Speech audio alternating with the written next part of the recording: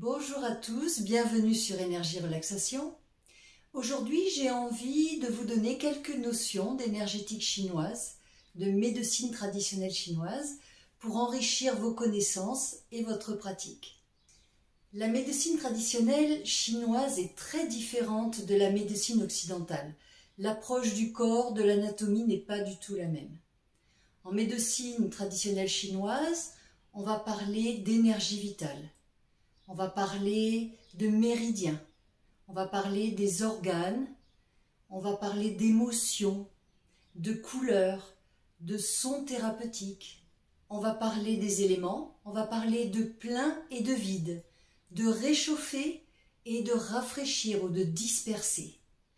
On va parler de points d'acupuncture qui se trouvent le long des méridiens. Et on va aussi parler de terre et de ciel. La notion de la place de l'homme qui se situe entre la terre et le ciel, influencée par ces deux énergies. Commençons par l'énergie vitale, qu'on appelle le Qi. L'énergie vitale, c'est en fait ce souffle qui vous anime, ce souffle de vie qui vous maintient en vie. On peut l'appeler aussi fluide, magnétisme, peu importe. En tout cas, c'est ce qui circule à l'intérieur de vous et qui vous donne ce souffle de vitalité. On considère deux énergies principales.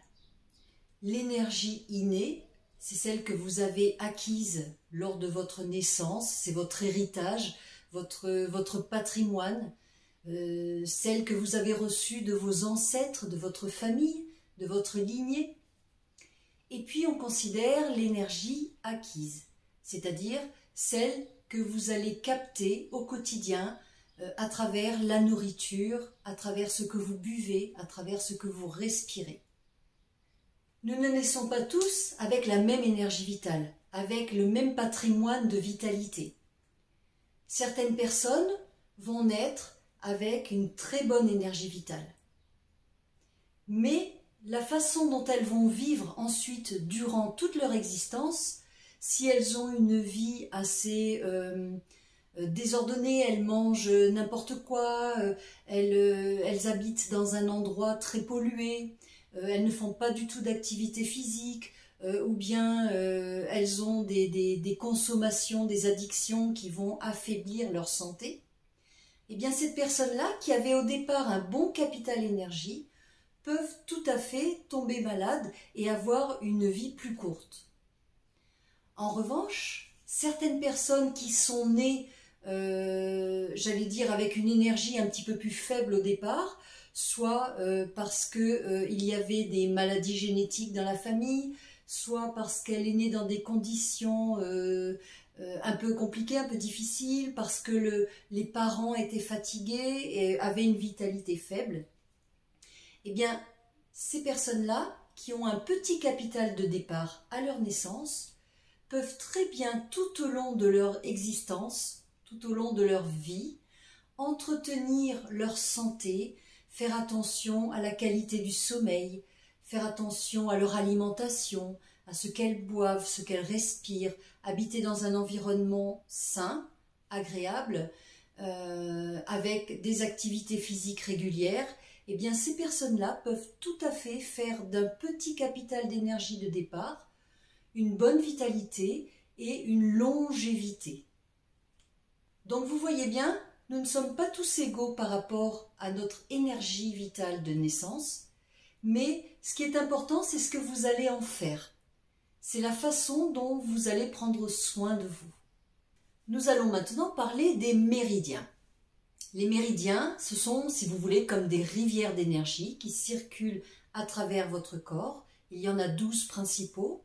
Ils correspondent en général à 6 organes, 6 fonctions du corps et sont doubles, puisqu'ils sont symétriques dans votre corps, du côté droit et du côté gauche. Donc l'énergie vitale circule à travers ces rivières d'énergie, ces méridiens. Si elle circule bien, si la circulation est fluide, alors vous serez en pleine santé. Si en revanche il y a des obstacles, il y a des bouchons, si la circulation ne se fait pas bien à certains endroits du corps, c'est à ce moment-là que peuvent survenir des pathologies, des maladies, des blocages dus aux stagnations. Donc, les exercices de Qigong, les automassages Douyin et toutes les pratiques énergétiques vont avoir un seul but: retirer, évacuer les blocages, les stagnations, pour ramener une bonne fluidité d'énergie dans le corps, donc une bonne santé. Par exemple, les points d'acupuncture sont comme des petits sas, des petites portes de passage d'une zone du corps à l'autre. Le fait de les stimuler, de les débloquer, de les presser, va permettre d'exercer un pompage, si vous voulez, le long de la rivière, qui va permettre justement de stimuler et de relancer une bonne circulation. On retrouve donc les points d'acupuncture avec les aiguilles, mais aussi la digitopuncture, donc simplement avec les doigts, avec les mains, et tout un tas d'autres pratiques qui peuvent faire appel justement via les automassages à l'utilisation, à la stimulation de ces points. Je pense par exemple au shiatsu, au massage tuina et toutes ces disciplines qui ont un travail énergétique. On va parler à présent des organes en médecine traditionnelle chinoise. Les organes sont au nombre de 5. On considère les 5 organes principaux qui sont le foie, le cœur, l'estomac, les poumons et les reins. À ces organes principaux sont associés des viscères.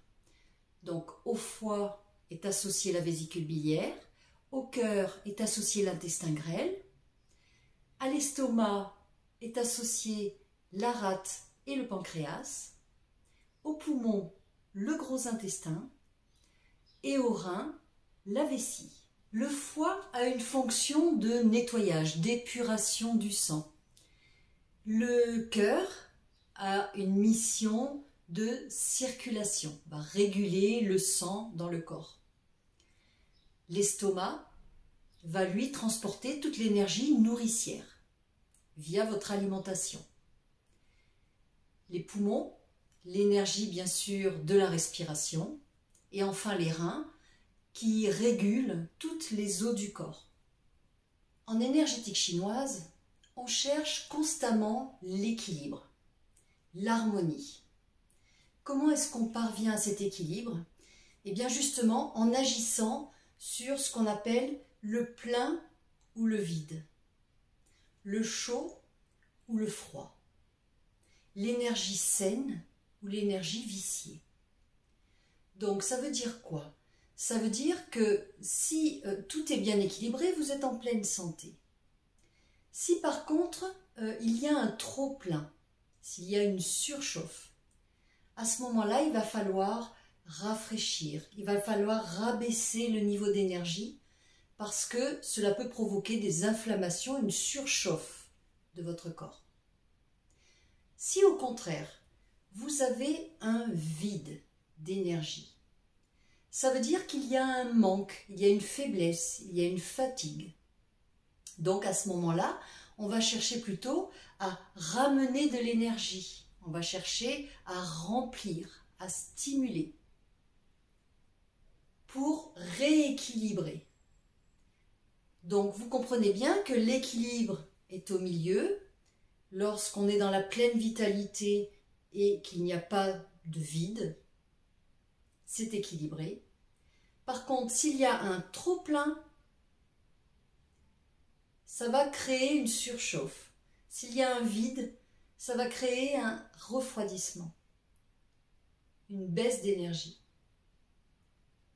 Ce que l'on veut, c'est un juste milieu.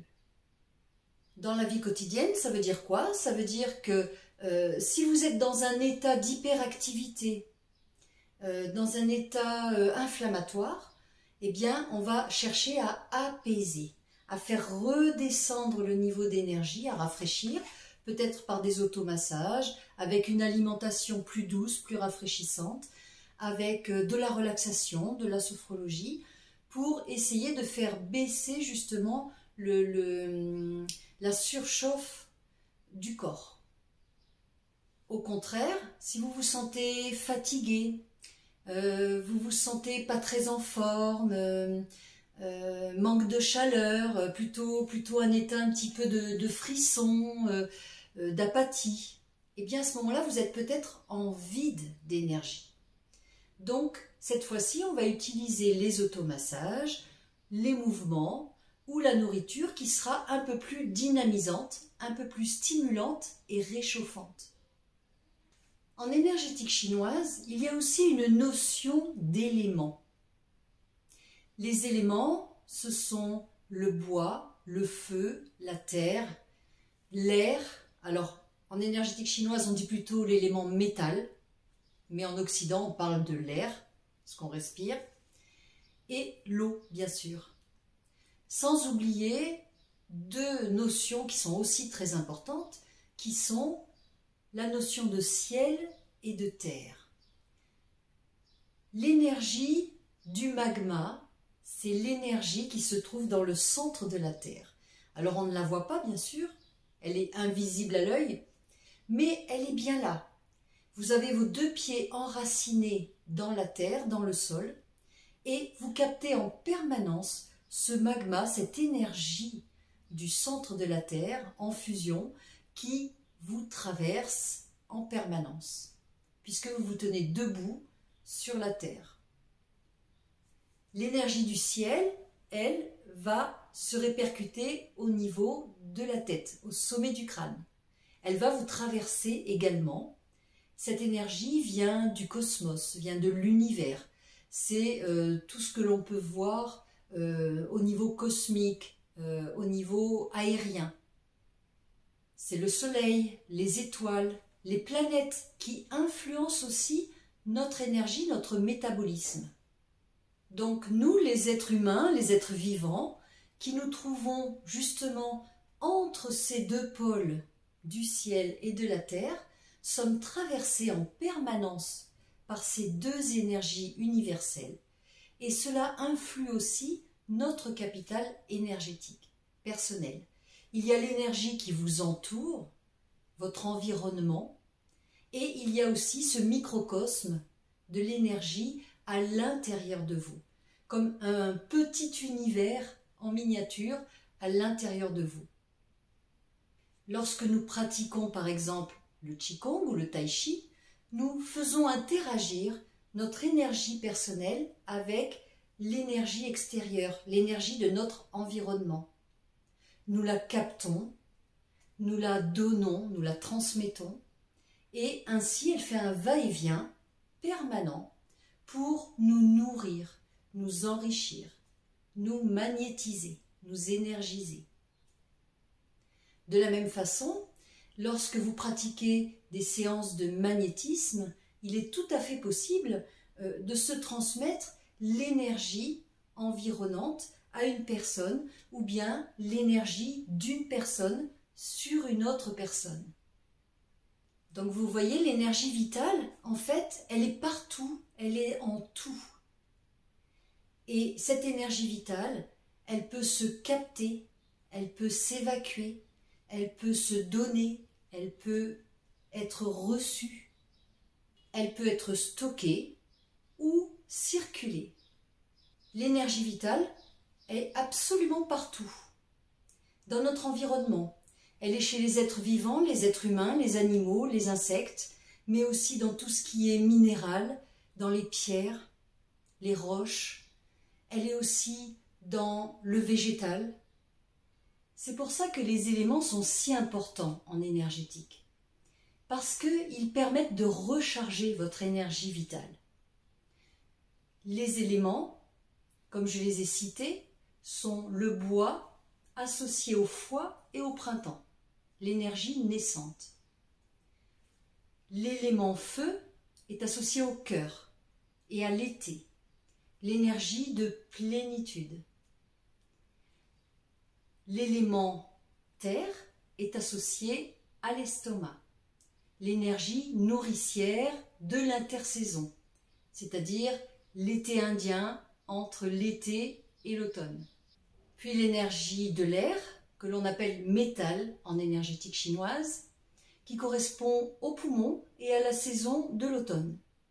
Enfin, vous avez l'élément eau qui correspond aux reins et qui correspond à la saison de l'hiver.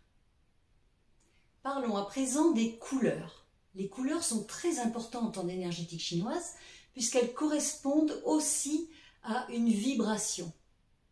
Certaines couleurs peuvent augmenter votre taux vibratoire et stimuler certains organes. On associe la couleur verte ou bleu-vert à l'organe du foie, la couleur rouge à l'organe du cœur, la couleur jaune à l'organe de l'estomac, la couleur blanche aux poumons et la couleur noire à l'énergie des reins. Porter ces couleurs ou vous entourer de ces couleurs va permettre de stimuler l'organe que vous voulez en fonction de votre vitalité, de votre fatigue, de votre état de stress ou de votre état émotionnel. Par exemple, si vous vous sentez un petit peu fatigué, eh bien, vous pouvez porter un t-shirt rouge ou vous entourer de choses rouges pour redonner du dynamisme, relancer une tonification, de l'énergie, donner un petit coup de sang à votre organisme. Si au contraire, vous vous sentez en surchauffe, hyperactive, un peu trop agité, par exemple, vous allez peut-être choisir la couleur blanche, qui est la couleur des poumons, qui est plutôt rafraîchissante, qui est plutôt apaisante. Ce thème des couleurs m'amène directement au thème des émotions. Les émotions sont très importantes aussi en énergétique chinoise. Pourquoi? Parce que on ne considère pas le corps tout seul ou l'esprit tout seul. Les deux sont indissociables. On a une compréhension globale du fonctionnement du corps. Contrairement à la médecine occidentale qui a plutôt tendance à séparer et à cloisonner les disciplines. Par exemple, vous avez un médecin pour le corps et vous avez un autre médecin qui est spécialisé pour l'esprit, pour le mental, un psychologue. En énergétique chinoise, un docteur en médecine chinoise va aborder le corps, va aborder la personne dans sa globalité. En fonction de son état d'esprit, de son état émotionnel, elle va pouvoir observer aussi son état physique et corporel et adapter un protocole ou un traitement en fonction de tous ces paramètres pour rééquilibrer le tout. L'émotion de la colère est directement liée à l'énergie du foie. L'émotion de la joie, du plaisir, la joie de vivre est directement reliée à l'énergie du cœur. L'émotion de l'anxiété, les ruminations sont reliées à l'estomac. La tristesse, la mélancolie, la nostalgie sont reliées, elles, à l'organe du poumon. Et enfin, les émotions d'angoisse, les peurs, le sentiment d'insécurité, les craintes, les doutes sont reliés à l'organe des reins. Donc vous voyez bien que tout est lié. Si j'agis sur mon corps, sur mes organes, je vais aussi agir sur mes émotions et vice-versa. Si j'apaise une émotion en faisant de la relaxation, eh bien ça va aussi apaiser les organes du corps. Les deux s'entretiennent et s'équilibrent. Ce qui veut dire que je peux me soigner d'un mal-être de différentes façons. Je peux tout aussi bien agir sur le corps en faisant du sport, en faisant des massages, en faisant de la relaxation, en mangeant mieux. Et ça va agir sur mon esprit. Mais je peux aussi faire de la sophrologie, faire une séance de psychologie, et à ce moment-là, ça va agir sur mon corps aussi. Je terminerai en parlant de la notion de son thérapeutique. Alors les sons thérapeutiques, ce sont aussi des vibrations.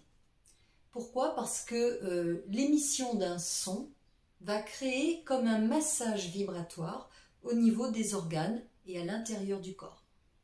Donc en fonction de l'organe que l'on veut stimuler ou que l'on veut dégager, on va émettre un son thérapeutique. Par exemple, en Qigong, lorsqu'on travaille sur l'énergie du foie, on va émettre le son Su. Quand on travaille sur l'énergie du cœur, le fonctionnement du cœur ou de la circulation, on va émettre le son Rae ou Ra, qui vient de la gorge. Si on veut travailler sur l'énergie de l'estomac, on va prononcer le son Rou. Si on travaille sur les poumons, on va prononcer un sifflement qui va permettre une ventilation des bronches. Si on travaille enfin sur l'énergie des reins, on va prononcer le son choui, un son très long qui correspond en fait à la vibration de l'eau, shui représentant l'eau en chinois, et donc agir directement sur l'énergie des reins. Tous ces sons se font dans la pratique, en pratique statique ou en mouvement. Voilà donc pour ces notions d'énergétique chinoise. Je pense avoir fait un petit peu le tour de façon très succincte parce que évidemment vous savez que c'est très très riche la médecine traditionnelle chinoise et il y aurait beaucoup de choses à rajouter bien sûr pour approfondir. Mais je tenais vraiment à vous donner les notions de base. De quoi on parle quand on pratique du Qigong, des automassages Douyin, quand on pratique des massages Shiatsu, Tuina, quand on fait du Tai Chi. Voilà. Donc, sachez que on parle de Qi, d'énergie, on parle des organes, on parle de méridiens, on parle de couleurs, de sons thérapeutiques, on parle d'éléments et d'émotions. Je vous souhaite une belle journée, je vous dis à très bientôt pour une autre vidéo. Au revoir.